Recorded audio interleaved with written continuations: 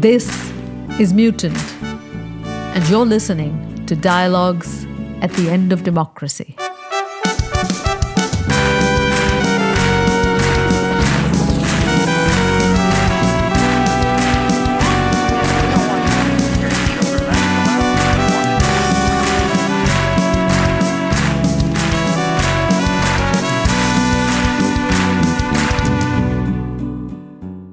In the political environment we occupy today, to be liberal is to be, ostensibly, standing for what we colloquially call democratic values.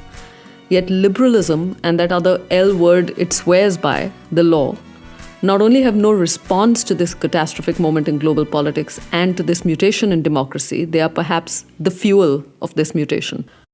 Welcome back to Mutant, where we are, episode by episode, returning to ourselves a language with which to understand and mount a meaningful resistance to this global moment in which, as my dialogant Aishwari Kumar puts it, man has swallowed the citizen. And I want to begin, Aishwari, by really asking you, the law is so now insidiously a part of our lives that there has been no meaningful deconstruction, I think, for most of us who follow the precepts of law and order, of the law itself. And I wanted you to begin by deconstructing the law and our relation to it.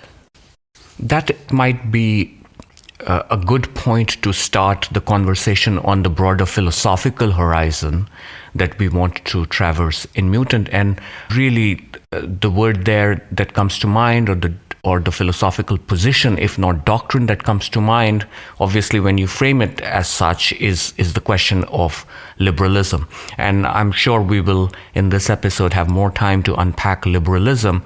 But underneath it, as you very rightly say, is the question of the liberal subject.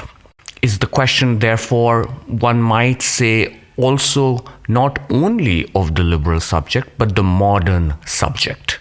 Therefore, the question arises not simply of one philosophical position, but of the modern political horizon in which this philosophical position we call liberalism becomes something of a universalism.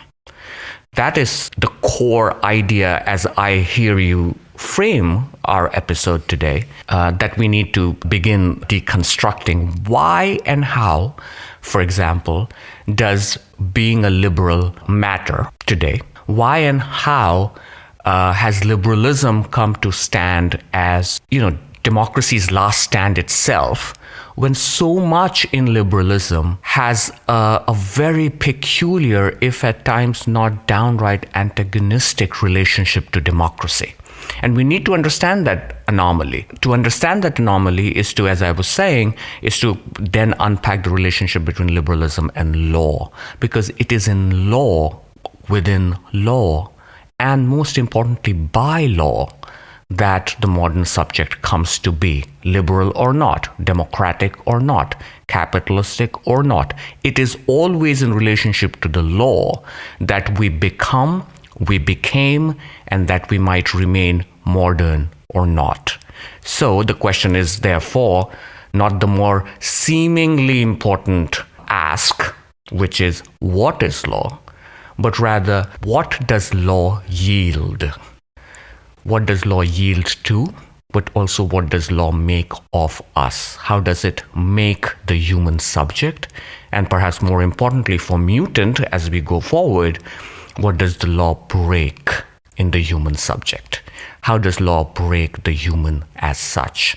You've just clarified something very powerfully, because I think we all see the law as something that makes us, or when I say we, in the modern political form, you understand the law as being the site of order. But what does the law break in us? What does the law break in the human? And what does using the idea of the law as the governing way through which to be modern break in the human? The fascinating thing about the law is not that it is one among different parts of the modern subject. The fascinating thing about law is that it is constitutive of the modern subject. Insofar as we are modern, insofar as we became even democratic or let alone liberal, law was always the fundamental moral scaffolding on which human subjectivity or political subjectivity was raised. One of the issues we need to fully grapple with is this binary we live with in our political tradition and our political discourse, is that the law breaks and makes the subject as if these two things happen separately, or happen in degrees, or happen at one place differently than they happen at another place. Instead, I think underlying your question is this very powerful awareness that we must come to together if we are to save democracy, is that the law makes and breaks the subject at the same time. It forces or subordinates the human subject to a political order at the very moment it creates an obedient citizen out of it. So these are not two moments, but a unitary function of the law, that it will break and make the citizen. It will break the human in order to make a subject. That is how law enters life. And the defining moral impulse there, to which my sense is we will need an entire episode when we talk about government and guilt. The defining moral impulse there is the guilt. Law makes the human subject obedient by guilt. At the heart of law is not justice. At the heart of law is the will to punish. And it is when this will to punish in law becomes a pervasive political impulse, when it becomes a large-scale mass phenomenon, that we leave democracy and enter into what we will call neodemocracy. The idea that law is now here not to protect the vulnerable. Law is here not to be responsible to those who are outnumbered, but instead law is here to punish those who break it. When punishing or punishment becomes the guiding impulse or force of law, to use Jacques Derrida's expression, when punishment becomes the guiding force in and of law, we have left the realm of human freedom. We have entered into what liberals call, and this is the distinction we want to make, what liberals call the rule of law. B.R. Ambedkar, in Annihilation of Caste, a text that we will keep returning to, a text that we've done some work on in our previous episode, has this brilliant formula where he says, it is by principle that you live. It is the principle of living that lets you live. It is the principle that you abide by, a principle that is responsible to the other. A principle that believes that your freedom is never greater than that of the other. Opposed to the principle, Ambedkar argues, is the rule, the law. And you can have only two relationships with the rule of law. You either break the rule or the rule will break you. Now we have a name for this relationship to the rule of law in India, and now globally, increasingly, we are aware that caste is that name of that relationship with the law. Caste is not simply one system among others. Caste is the moral law. Caste is not simply a rule of law. Caste is a system of unwritten laws. And that, I think, is the beginning of our awareness the moment we say that there is a disaggregate in law. There is something both irreducible, even insolubly violent about law, but that to understand that violence is to try and disentangle these two vectors along which law operates. One, through a system of unwritten rules that we all follow, and others that we follow under the rubric of, or abide or adhere to under the rubric of the rule of law. So when we say what is law, we are basically saying what can we break the law into? And so we break the law into a system of unwritten laws. In the Kantian tradition, following some of the strands in European thought, we can call it the moral law. Remember, in a previous episode, we talked briefly about Maryada. In the Indian traditions, that is what Maryada is, the system of punitive disciplinary injunctions that we follow tacitly, unspokenly. Maryada is so invisible, so insidious, so pernicious that it comes into, or it appears and comes into the world only when you have transgressed it. It's not a word you use as a matter of general obedience or in a time of general obedience to the law. It is when someone transgresses the system of unwritten laws that Maryada appears on our horizon and reminds us that we need to surrender to it. That surrender is the moral law. The human subject is not only broken by that surrender, there is no human subject, political subject, and I would say a liberal subject, without that surrender to the law. In order to understand the relationship between liberalism and law, as you were proposing in the beginning, is to understand, therefore, of not simply liberalism's relationship to that defining concept, which is liberty, but also to liberalism's problematic relationship with something that figures like Arendt and Ambedkar talk about, which is freedom. And at stake in this disjuncture is this very profound difference between freedom and liberty. There's 2 or 3 compelling strands emerging from what you just said. And I want to begin by picking up possibly an oblique one. The idea of liberty and the idea of the modern subject in relation to the law often seems to center around a notion of property. And I say property as in including you are encouraged to see yourself as property, sometimes belonging to you or sometimes belonging to someone else. Is property where law and liberalism converge? Is liberalism always attached to that language of ownership rather than freedom, in which even exercising your freedom is an act of taking claim or ownership of something, of yourself? Yeah, and that will take us to 2 different ways of thinking about liberalism itself, or 2 different points of emphases within liberalism. But let's make a historical point straight away in response to your question about property, which is that liberalism is essentially a doctrine of and for property. It emerges as a philosophical doctrine to manage the modern question of property. Liberalism is the philosophical architecture of the modern property law. It is the philosophical horizon that shapes and is shaped by, and therefore, to bring another important word here, legitimize the modern commercial society. You cannot imagine liberalism as this abstract system of values, as liberals would like to believe. Instead, liberalism is indissociable from the idea that the markets will solve the human problems.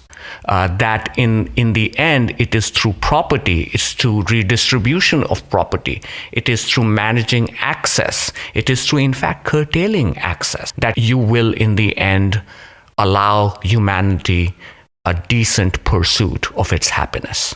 So, historically speaking, the idea that somehow liberalism can be thought of as a system of values and be forgotten as a system of property management is a fantasy. Liberalism cannot dissociate itself from the lure of, its love of, and perhaps most importantly, its justification for property rights. We today assume that universal adult franchise is a given, is a liberal given. It takes liberalism 200 years to come to terms with the very idea of universal adult franchise. Voting rights were restricted to people who owned property, right? So those are not necessarily liberal values. Liberal values come after liberalism, or it's a peculiar inversion in which a philosophical position appears out of a whole paradox in which this system tries to overwrite its initial moment or its initial origin story. So in many ways, the question here would not simply be about whether liberalism can dissociate itself from or can associate itself with only people who have property. Like any democratic value, liberal values also change over time, and universal adult franchise becomes an acceptable norm and form of liberal democracy. But our real concern is how those earlier moments in which property rights become intrinsic to liberal values, how has that initial moment survived and what mark it has left on the liberal theory of government itself? And what does it actually yield in human subjects who have no property? What has liberalism got to give to those who have been dispossessed, who have been colonized, who have been outnumbered, whose houses or homes have been taken away? What does liberalism have to give to them? And more importantly, perhaps more viscerally, what do liberals have to say to those who are most vulnerable, those who have been exiled, those migrants on the sea who die every day, and liberalism offers no response, simply looks away, right? Does liberal indifference, our collective indifference, let us say, why blame liberals alone? Does our collective indifference have something to do with the fact that our political modernity was grounded in the sacrosanct idea that we were not fully human as long as we did not have property, as long as we did not own something, including our own personhood? And I think the fundamental problem that democracies today stare at is therefore also a problem of property, is also a problem of law's relationship to those with property. Because law, remember, insofar as it was law at all, or what we today call the rule of law, is always a law to manage property and, more importantly, to secure property. The security of property is the primary preoccupation of the liberal order. International institutions, trade laws, think of all the laws that manage high sea traffic. All the high sea traffic laws are about either battleships or about movement of goods. When human subjects perish in high seas, they don't even belong to anyone. No country is held accountable, no nation state is responsible, and these dead human beings who land and appear and float onto our coastlines belong to nobody. So when I hear you ask about property, I also hear you ask a different question, which is, if this is law in complete thrall of property, and if property is constitutive of the human subject, why do we surrender to the rule of law? Why do we remain or continue to be enchanted by the rule of law? Why do we conflate the rule of law with our freedom? And this is where I think guilt becomes important, because guilt is the driving force in legitimizing law or the rule of law as the very logic of modern subjectivity. Guilt is enigmatic. It is not always clearly definable. But guilt is also that through which law enters life. The apparatus we call personhood, or simply the person. And the person is not simply one. It's a whole apparatus of values, of virtues and vices, regulated by the law. The apparatus we call personhood, or simply the person, stands not only on the certitude of the law, the certainty of the law, which is its very edifice, nor simply on its obedience to the law, which is a norm. We all obey the law, but also on guilt. Guilt is the psychic life of power. It is the law's most invisible and most explicit instrument, and its most oblique articulation at the same time. Guilt is fear made invisible. We can't dissociate property from guilt. Think of why so many of the slaves who were brought to the Americas lived in perennial slavery. Not simply because they were afraid or they were weak. God knows they could do infinite hours of hard physical labor. They lived because they were not even fully their own property. And even after abolition, and caste is that persistence of servitude, you are never free within that regime of unspoken laws. It's that enigma that guilt is. It is that kind of surrender that guilt produces. You spoke just a few moments ago about migrants washed up at sea, belonging to nobody. And you spoke now of slavery. And in a sense, I'm trying to tie a few different strands together that you have spoken of. Is it an oversimplification to say that the law governs those who own property and the unwritten law governs those who have nothing? The reason I ask this is because in the legal framework, caste does not exist in India anymore, or rather is outlawed, or racial discrimination is outlawed in the United States. As recently as a few days ago, we are told we no longer need affirmative action because racial discrimination does not exist. The experience of caste and of race happens outside the law and has nowhere to go because it is also already outlawed. And so my real question is, if the law guarantees rights, but if the experience of rightlessness happens outside it, what does one do? What does that subject do who is rightless, but whose rights are not written into law? And they are one and the same time constitutive of his subjectivity or her subjectivity. This is the tragic enigma that Hannah Arendt tries to capture in her work, The Origins of Totalitarianism, when she gives us this expression, the right to have rights. For Arendt, the primary, the only inalienable right that every human being should have is the right to have some rights. And she keeps a very low bar for this right.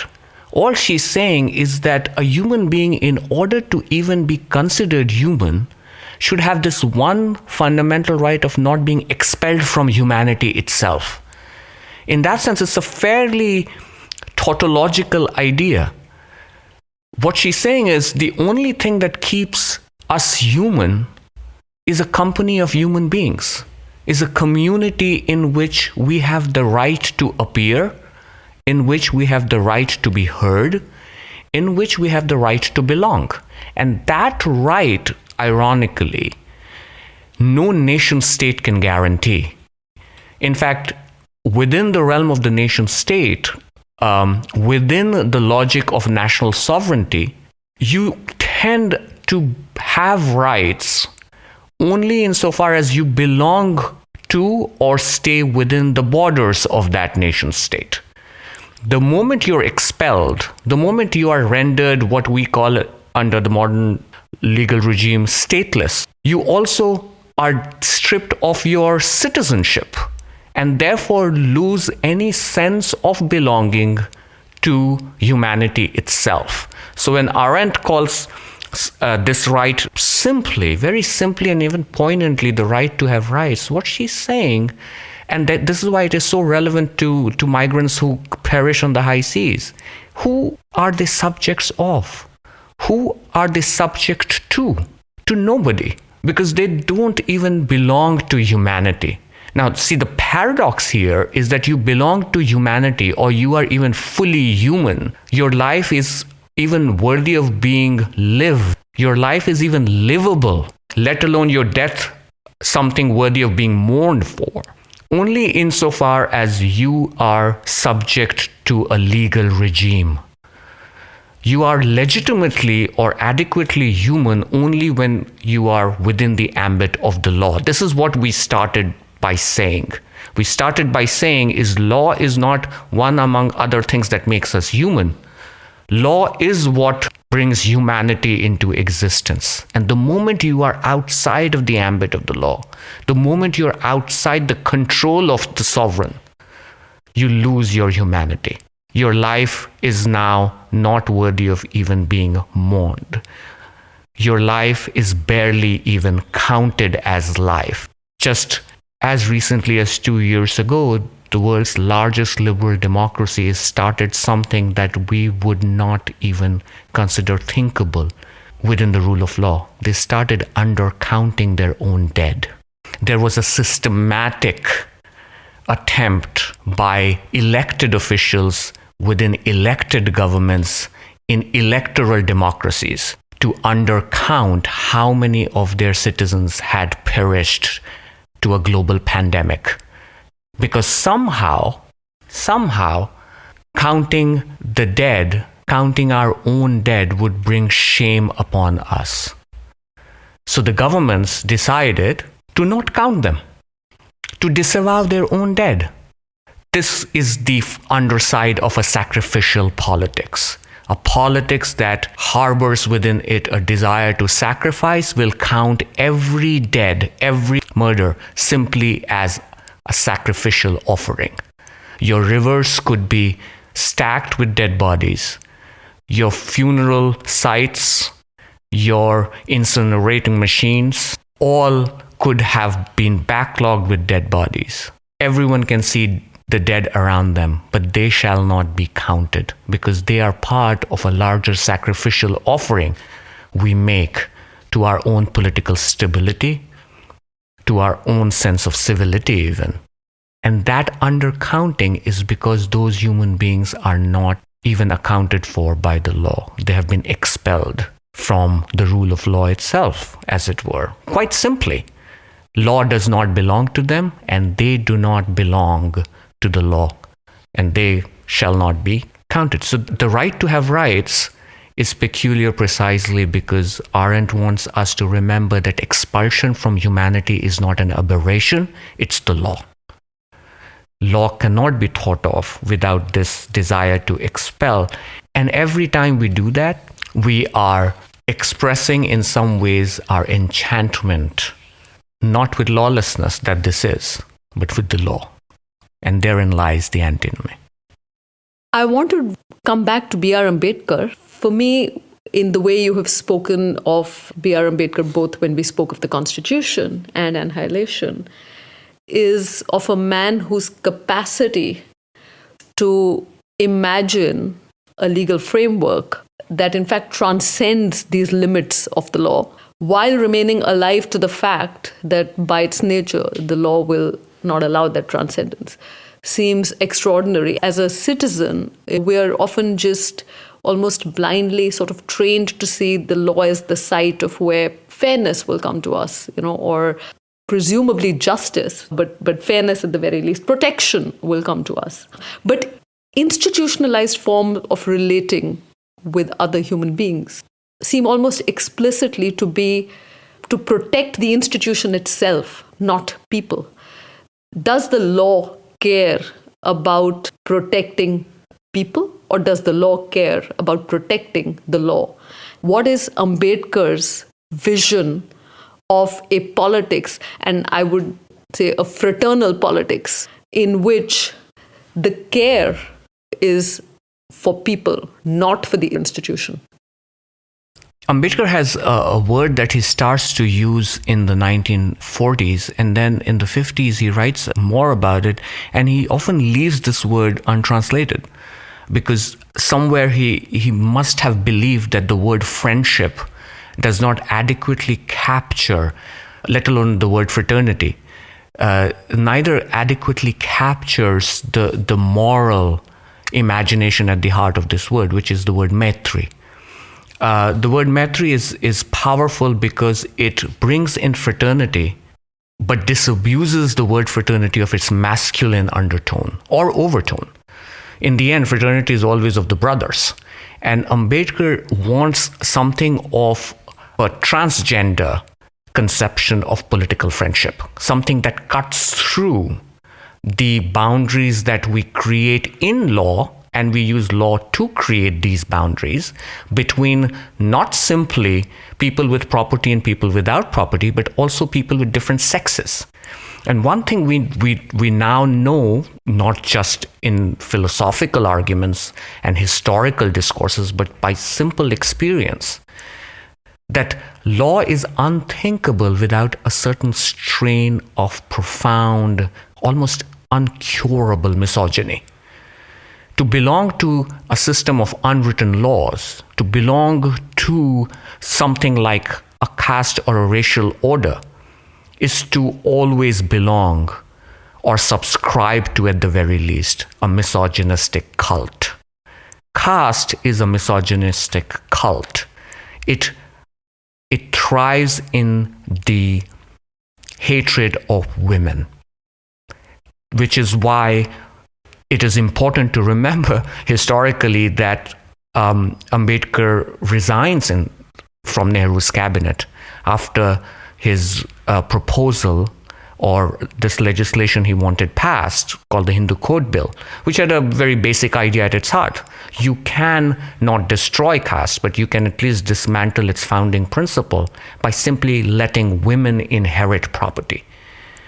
And the government simply did not move on that. So it's a lesson in this nexus between property and sex.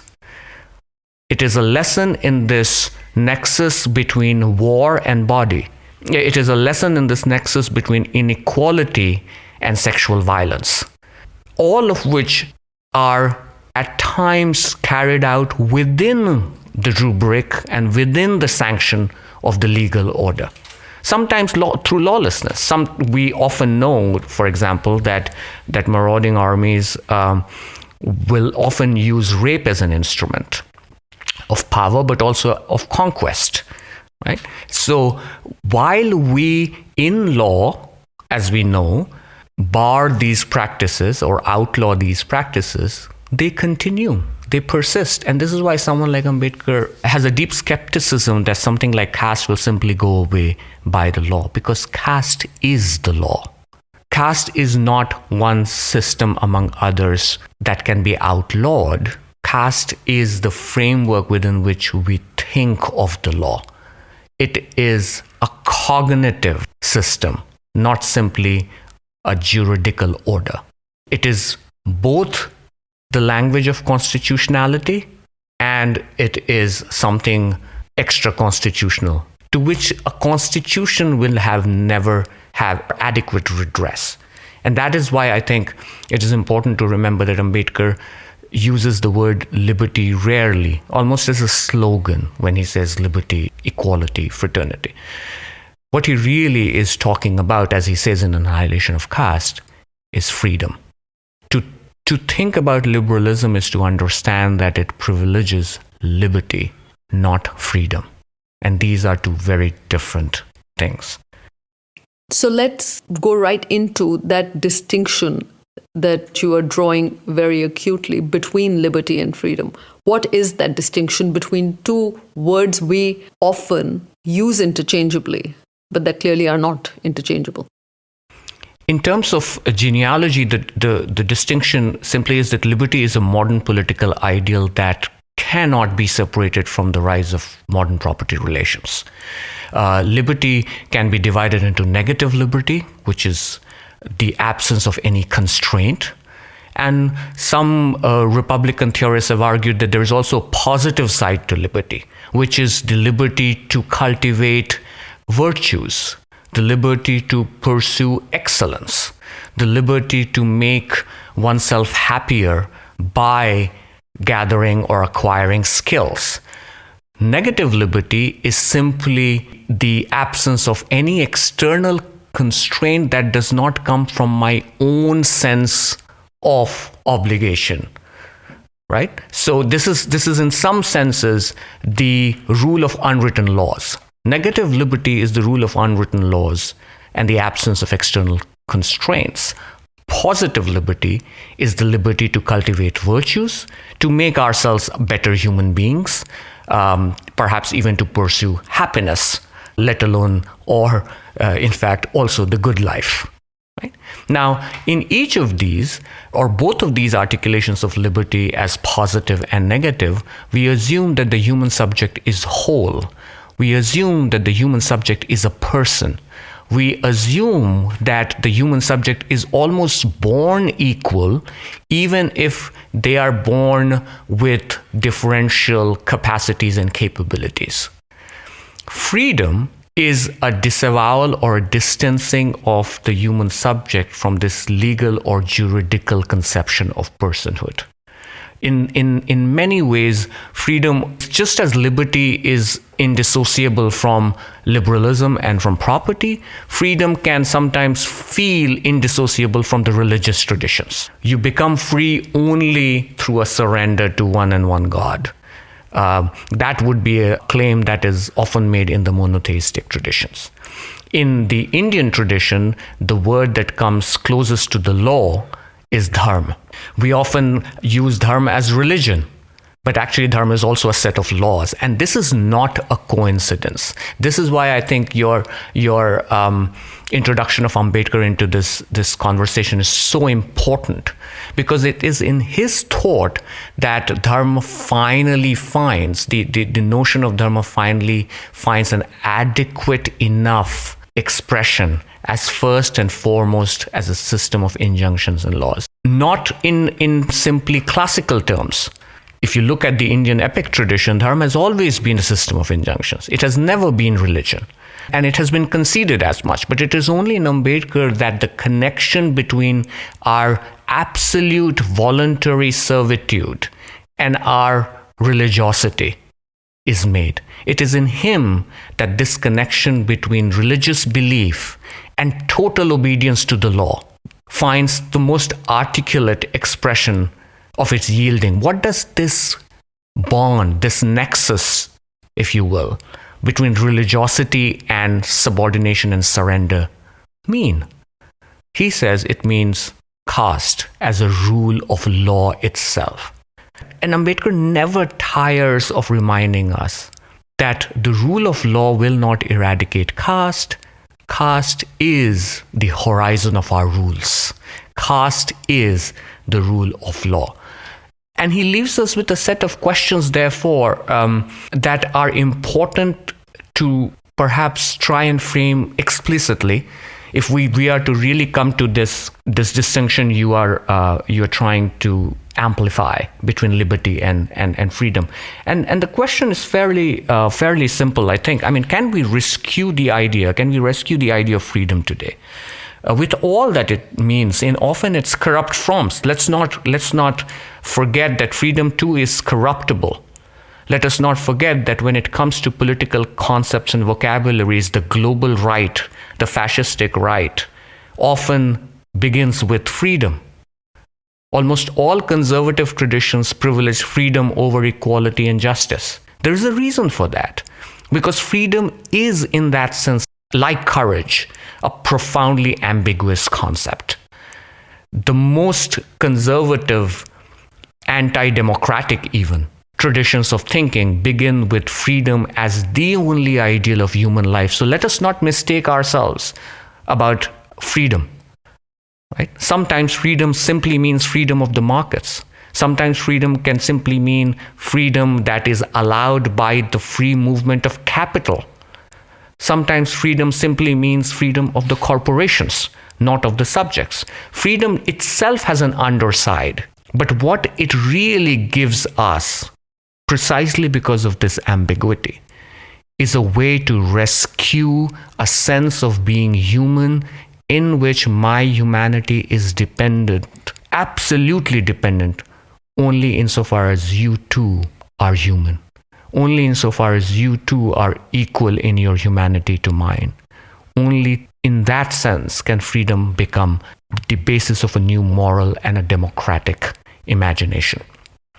So we therefore need to be aware that while freedom could, in its corrupt forms, be a function of different legal attributes, strength, sovereignty, liberty itself, what do we need to make freedom democratic again is the idea that freedom must, in the final instance, exist in opposition to the law, to the laws of subjectivity, to the laws of punishment, to the laws of obligation. That freedom in the end is, to use another of Arendt's expression, the freedom to be free. Right? This is why in the American tradition, which comes eventually also to some anti-colonial traditions, civil disobedience is the heart of our civic humanity, not the law, not the rule of law. It is disobedience rather than obedience that is the foundation of freedom. Right? And so to make freedom democratic again, without the violence we give ourselves the right to perpetrate or perpetuate in its name, what would that freedom look like without the freedom we give ourselves to perpetuate and perpetrate violence? And still thinking with Ambedkar, can freedom, even and especially political freedom, be anchored in our moral imagination, or as you were very astutely pointing out, in a fraternal imagination, away from the structures of law and office? Are we something more than bureaucrats? Think of Arendt's book, Eichmann in Jerusalem. Adolf Eichmann is being tried for crimes against humanity as one of the top Nazi officials who was responsible for timely and punctual departure of the trains to the camps. And there he is sitting in Israel, being tried for crimes against humanity. And there Arendt is listening in to these proceedings, and she notes down that even a Nazi like Adolf Eichmann is citing Immanuel Kant's work on moral duty. And that chapter, that devastating 8th chapter of that book, Eichmann in Jerusalem, is titled, and this is a title for our times, Duties of a Law-Abiding Citizen. Adolf Eichmann is nothing more and nothing less than someone who follows the law. He looks at the clock, he has completely internalized his sense of duty. And most catastrophically, perhaps, if you are a political philosopher, he's spouting Immanuel Kant's notion of duty. He's reading Kant and he's quoting Kant. And he believes, wrongly of course, that his very personhood depends on following the law. And here the final law comes from one person, one man, in this case Adolf Hitler. And this is the sense in which we were saying in our previous episode, we must not let man swallow the citizen. Because that conception of the law in which one person is the lawgiver, in Ambedkar's case, this lawgiver is Manu, who gives us the Manusmriti, who we abide by, but who we also kill for. We cannot let law become the source of all our moral attributes and our moral compulsions, or our moral excuses to be evil, right? So the question then is, if law is obedience, what is freedom? If law is surrender, if law is obligation, if law is duty, as Eichmann says, if law is simply office, if following the law means being an automaton, what kind of human subject is left behind? What kind of a broken humanity are we left with? To think of that broken humanity, and it is not a coincidence, Ambedkar uses the word Dalit for that broken humanity. Dalit being ground down like lentils. The root word there is dal, that is crushed. What kind of a broken humanity does law yield? What kind of a broken humanity are we left behind to gather the pieces of? And most importantly for us, if the law does not allow us to gather the pieces of this broken humanity, what does? And the answer, therefore, lies in the notion of Maitri, or fraternity, if you will, but mostly the kind of freedom in responsibility. We were saying 2 episodes ago that annihilation in its third mode for Ambedkar is responsibility. Annihilation is refusal, annihilation is destruction, and most powerfully, annihilation is responsibility. Can our freedom today, our democratic freedom today, be pegged to responsibility, to moral judgment, instead of righteousness, of smugness and snobbery, instead of, or in place of liberal propriety and property, instead of liberal civility and etiquette? Can freedom be pegged to responsibility? Can freedom be anchored in love and forgiveness instead of possession and conquest? Because that is the other thing liberalism has been mired in conquest. Conquest of bodies, but conquest of territories too. And at the backdrop, I think, of all this that we are trying to unpack is our global moment, our global moment in which we wage an almost civil and often uncivil war on the bodies of our fellow citizens, on the homes of our fellow citizens, demolishing entire towns, because at some point the law decreed quite lawlessly that they were lawless.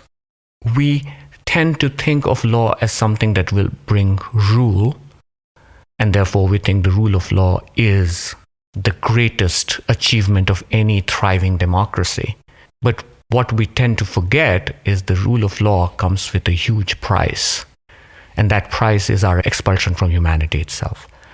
There are two words and two concepts that you have led us, I think, almost relentlessly into with where you have closed. And that is both what the law has also yielded, one of our N words, neglect, socially, humanly, institutionally, state-sanctioned neglect at global scales.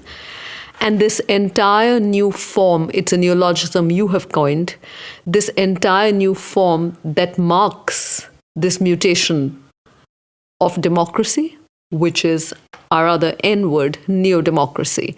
And it is crucial to understand why, and we will come to this as we come to our next episode, the letter N, why you see this not as being the end of democracy, but a mutation into this entirely new political form. We'll be back with Mutant and a really, really crucial examination of this present political moment with our next episode. Come back here, join us, and listen.